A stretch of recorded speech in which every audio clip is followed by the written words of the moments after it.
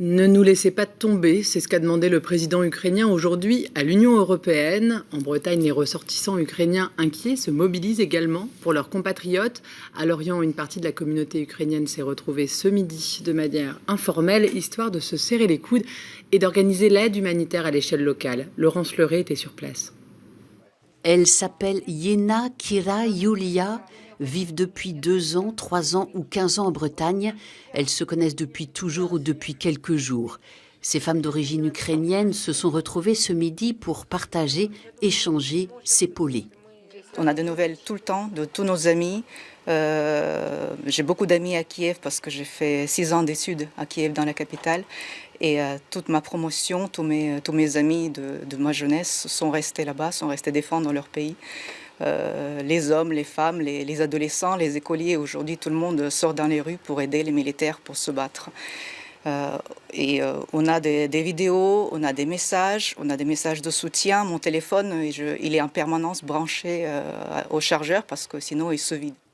Olga aussi a les yeux rivés sur son téléphone.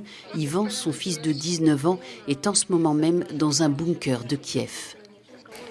J'ai toujours en ligne avec Messenger, avec WhatsApp, avec Telegram, avec mon fils. Et j'ai toujours, chaque minute, je tiens mon téléphone dans mes mains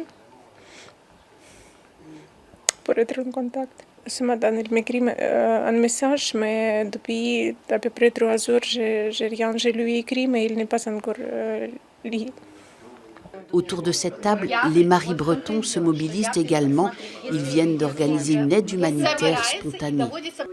Grâce à notre petit cercle franco-ukrainien et à l'amitié polonaise, on a monté 2 transports. Un transport qui est parti dimanche avec des médicaments et un qui est parti hier soir avec de la nourriture, de l'eau qu'on a commencé à récolter dans l'urgence.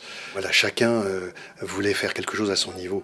D'ici quelques jours, un autre camion partira de Lorient jusqu'en Pologne pour venir en aide et soulager autant que faire se peut les victimes de cette guerre en Ukraine.